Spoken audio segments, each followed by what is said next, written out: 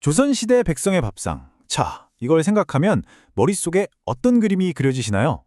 아마 다들 뭔가 엄청 화려하고 푸짐한 모습을 떠올리실 거예요. 그런데 말이죠, 오늘 그 상상 뒤에 가려져 있던 진짜 이야기를 한번 해볼까 합니다. 이건 맛있는 음식 이야기가 아니라 생존을 위한 처절한 이야기예요. 그럼 지금부터 시작해보겠습니다. 자, 다시 한번요. 조선시대의 밥상, 어떤 이미지가 가장 먼저 떠오르세요? 아마 많은 분들이 거의 비슷한 장면을 생각하고 계실 겁니다. 바로 이거죠. 맞아요. 상다리가 휘어질 것처럼 수십 가지의 화려한 반찬들이 쫙 깔린 꼭 임금님 수라상 같은 그런 모습. 우리가 사극 드라마나 영화에서 정말 많이 봐왔던 바로 그 장면이요.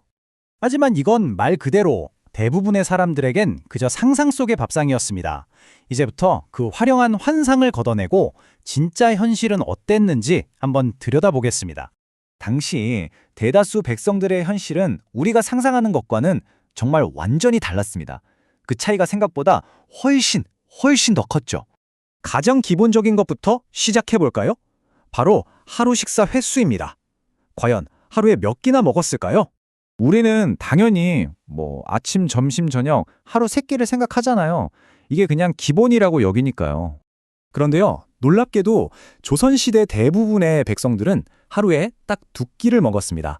점심이라는 개념 자체가 거의 없었다고 보시면 돼요. 당시의 하루를 보면 이렇습니다. 동이 트기 전에 아침을 먹고 하루 종일 고된 노동을 한 뒤에 해가 다 져서야 저녁을 먹는 거죠. 그 사이에 그 길고 긴 시간 동안 굶주린 배를 부여잡고 뼈 빠지는 농사일과 부역을 다 견뎌내야만 했습니다. 상상만 해도 힘들죠? 그럼 그 2끼는 뭘로 먹었을까요? 우리가 매일같이 먹는 이 하얀 쌀밥, 과연 조선시대에도 매일 먹는 일상적인 음식이었을까요? 전혀요. 쌀은 정말 귀한 곡물이었습니다. 그래서 대부분의 백성들은 보리나 조, 수수 같은 아주 거친 잡곡으로 배를 채웠어요. 흰쌀 밥은요, 명절이나 제사, 아니면 진짜 귀한 손님이 오셨을 때나 구경할 수 있는 그런 특별한 음식이었던 거죠. 이 표를 보면 더 확실해져요. 흰쌀밥은 명절이나 제사 같은 아주 큰 일에나 먹을 수 있었고, 고기는 사냥에 성공했거나 마을에 큰 잔치가 열리지 않는 이상 구경하기도 힘들었습니다. 정말 1년에 몇 번 맛볼까 말까한 그런 음식들이었던 셈입니다. 반찬은 어땠을까요? 수십 가지는 무슨, 반찬이 딱 하나만 있어도 와, 오늘 정말 잘 먹었다 할 정도로 제대로 된 밥상 취급을 받았습니다. 반찬이 있다는 사실 자체를 다행으로 여겼던 거죠. 제일 흔한 반찬이라고 해봤자 된장국, 그리고 지금 우리가 먹는 것보다 훨씬 짜고 시큼했던 김치, 아니면 무나물, 콩나물, 또는 그냥 채소를 소금에 절인 것 정도였습니다. 정말 소박하다는 말로는 부족할 정도의 밥상이었죠. 그런데 이것보다 더 끔찍하게 힘든 시기가 있었습니다.